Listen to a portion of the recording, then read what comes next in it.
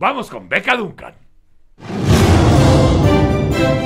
La historia de las cosas con Beca Duncan.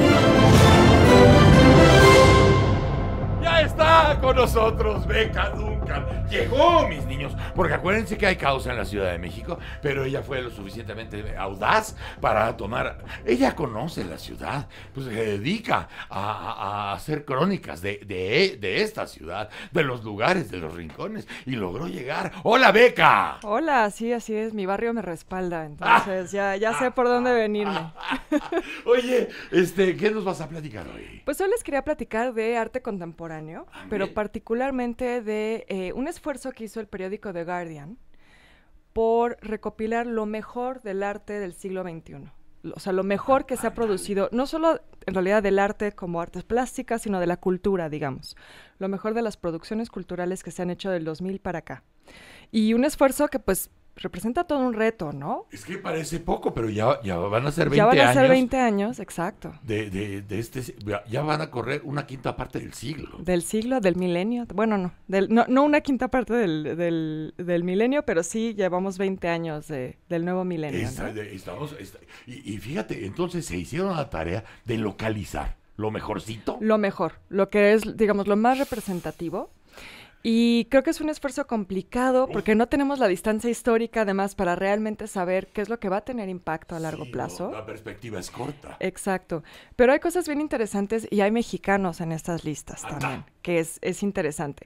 Me gustaría hablar de algunos proyectos que están en general, que son interesantes. En el caso de artes plásticas y arquitectura, la lista solo considera 25 piezas, pero en literatura la lista es de 100 libros. Lo cual también es interesante porque pues quizás nos habla de que ha habido una producción literaria mucho más rica que no ha bajado. Que quizás en otras no ha bajado, artes, es más, ¿no? se ha incrementado porque ahora ya no nada más tienen ese libro, sino también la versión digital. Sí, y hay cosas también que tal vez uno no esperaría ver ahí porque, digamos, no es alta literatura. Por ejemplo, está Harry Potter en la lista, que bueno, yo soy súper fan, entonces me dio mucho gusto, pero digamos, están considerando también producciones literarias que no son necesariamente, digamos, la gran literatura, sino más en un rollo bestseller, ¿no? Están, como que la evaluación parece ser lo que ha tenido impacto cultural. ¿No? Y tomaron en cuenta también las nuevas posibilidades editoriales que te da la tecnología. Sí. Por eso, insisto, el tema de que hayan sido tantos libros también nos dice cómo la lectura se está adaptando también a nuevos formatos, porque sigue siendo vigente. Mucha gente ya no va a hacer fila a las editoriales porque tiene la posibilidad real de publicar una novela, un ensayo o poemas desde la tecnología para la red. Sí, digamos desde la comodidad de su casa, ¿no? Así es, como la música. Sí, exactamente. Y bueno, en la lista de libros mexicanos está Valeria Luiselli, con Los Niños Perdidos. Sí. En artes plásticas hay cosas que nos sorprenden. Digamos, está Olafur Eliasson, que es un artista muy, muy relevante hoy en día. Y la obra que escogieron fue un proyecto que se llamó The Weather Project, que era una instalación en el Museo Tate Modern que imitaba el cielo en un espacio que es muy interesante porque, bueno, el edificio del Tate era una fábrica. Entonces tiene estos espacios de dimensiones monumentales. Entonces ahí hizo Eliasson una instalación donde tú sientes que tienes como el sol ahí, ¿no? Arriba de ti. ¿Viste la de los imanes? Sí, maravillosa. ¿Qué tal? Sí. ¿Esa no está contemplada? No, esa no está en la lista. A lo mejor habrá cosas mejores, pero era muy impresionante lo de las piedras imantadas y los imanes y cómo reaccionan a la energía que traes y vibran y se mueven y de pronto ves a una gente que se acerca y no pasa nada y de pronto otra persona se acerca y empieza a bailar esa escultura. y 4 esculturas más que están ahí, porque alguien llegó que traía la energía que hacía moverse a todo eso. Sí, y fíjate que eso es muy interesante porque es también algo que vemos más frecuentemente, que son estas obras de arte que son activadas por el propio público, ¿no? Y donde tú como público interactúas con la obra y se genera ahí un diálogo bien interesante y en realidad es toda una experiencia para el espectador, ¿no? ¿Viste la de la misma, pero con las paredes?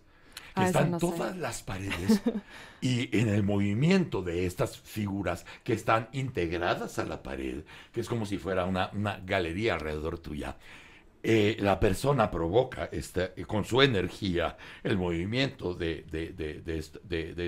estas piezas y producen música. Ah, qué bonito. O sea, están condicionadas a mover fibras que producen sonido. Y cada una de las piezas tiene sonidos diferentes. Entonces, de pronto, si tienes la energía que se necesita, empiezas a tener un concierto a tu alrededor. Qué bonito. ¿Ves por qué bebo? Sí.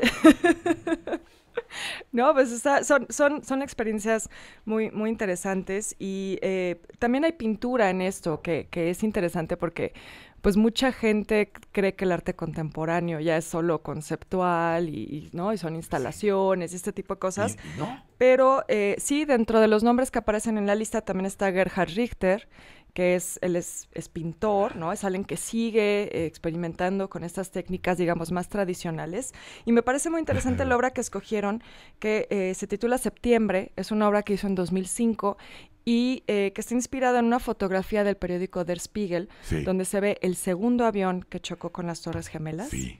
Y es una visión pues muy abstracta de este momento, pero creo que es importante que hayan escogido esta obra porque ahí se ve que también el criterio es, digamos, de este ejercicio y de esta lista, las obras que van a representar el momento histórico por el que hemos atravesado en estos 20 años. Estaba pensando justamente en estos 19, 20 años, los parámetros que vas a usar para determinar la obra. Es un poco como pensando si tuvieras que mandar obras al espacio, por si te encuentran y quieren saber quién eres. ¿Y qué pasó? ¿Qué pasó? Pues tienes que pensar en eso, porque a lo mejor hay instalaciones de coyuntura que son maravillosas, pero que no hablarán para otra época. Sí, que son bonitas, ¿no? Son interesantes. Está bien interesante, sesudo. Sí, pero lo que perdurará creo que siempre será lo que representa el momento histórico, ¿no? Ahorita que decías, y todavía usa algunas formas o algunos materiales tradicionales que son los cimientos de toda la casa, ¿no? Es claro, totalmente. Y hablando justo de estos temas coyunturales, también aparecen 2 obras, también retomando el tema de los mexicanos, aparece una obra de Teresa Margolles, que ella siempre habla de la violencia.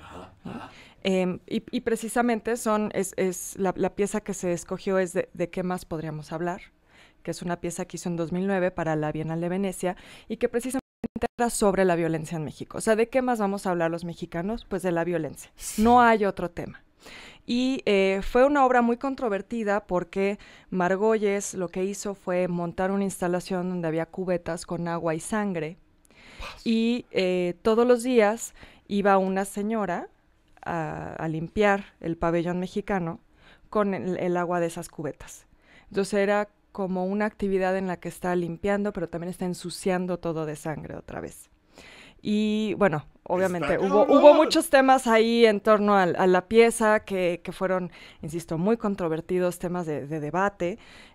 Pero bueno, creo que es una forma muy poética de hablar de la situación que estábamos viviendo en México en esa época y que lamentablemente sigue siendo vigente. Con el agua que lavas, es la misma con la que estás ensuciando, sí. Y también aparece Pussy Riot, que es un colectivo de mujeres rusas muy interesante, mujeres feministas, que hicieron un performance en Moscú, que se llamó Punk Prayer, o sea, oración punk, en 2012, en contra de las políticas de Putin contra el matrimonio gay. Y la pagaron. Sí, terminaron encarceladas estas mujeres. Entonces, pues justamente en la lista aparecen estas piezas que nos hablan de las complejas coyunturas políticas de nuestra era, ¿no? De este nuevo siglo. Y en arquitectura también aparece un mexicano, aparece Alberto Kalach, con el proyecto de la Biblioteca Vasconcelos. Entonces, de hecho, lo interesante es que la Biblioteca Vasconcelos aparece dentro de digamos, en el ranking de las 10 mejores. 10 mejores piezas de arquitectura ¿Sabes quién diseñó del esto? siglo XXI. ¿Quién? ¿Dónde estamos? ¿Dónde estamos ahorita? Dile. ¿Kalach? Ah, mira, qué interesante. ¿Ves? Él me parece, seguramente es el arquitecto mexicano más relevante hoy en día. Pero mira, estás rematando con el anuncio de que Kalach es integrante ¿Sí? de lo más relevante de los primeros 20 años del siglo XXI. Y mira dónde estamos. Sí, pues justo. Todo Qué está bien. interesante, qué bonito. Está chido, ¿no? Sí, increíble. ¿Te gusta? Me encanta, me encanta. Sí, ¿O traemos a otro? No, me parece perfecto, apruebo. Y ¿sabes qué es también bien bonito cómo describen en The Guardian el proyecto de Kalach? Me encanta, porque lo describen como una escena de Blade Runner o una escena de película de ciencia ficción. O sea, que tú entras ahí y te sientes como en otro mundo, ¿no? Se te olvida que estás en la Ciudad de México, ¿no? Entras como en un mundo de fantasía. Y creo que eso es maravilloso cuando estás hablando de una biblioteca, porque eso es lo que te dan los libros, ¿no? Es perderte en otro mundo. Y no sé si te tocó, pero hubo una época, una gran época en México, de todos los jóvenes que querían ser artistas y que querían decir algo a través de todas las artes. En esos tiempos donde era muy mal visto ser que alguien que tuvo educación y que tuvo buena educación, que tuviera buena familia y eso, estuviera metido en esas andanzas de gente viciosa, que le anda valiendo madres el mundo y que andan imaginándose nada más como si fueran todos nacidos marihuanos y todo eso. La mayoría de toda esa gente se fue a arquitectura.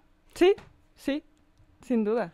Porque era la única forma, la única parte formal que les permitiría fluir. Bueno, es que además la arquitectura crea una realidad, ¿no? O sea, es realmente la única forma de arte que te crea un espacio real, o sea, crea realidades tangibles. Crea vivienda. Sí. Crea espacio. Está muy chido. Qué buena lista trajiste. Qué buen tema trajiste. Sí, Beca pues Duncan. interesante. Interesante. Qué bueno esto que de lograste rankear lo vencer mejor del arte. la locura de la ciudad para llegar hasta aquí y platicarnos de esa revisión muy buena que hace The Guardian a propósito del arte y los primeros 20 años del siglo. Gracias, Beca. Gracias a ustedes. Beca Duncan. No te voy a preguntar nada porque no soy un chismoso. No es chisme, es olfato periodístico el que hay en esta cabina. Ay, bendita. Qué generosa eres, gracias. Oye, gracias, Beca. Gracias a ustedes.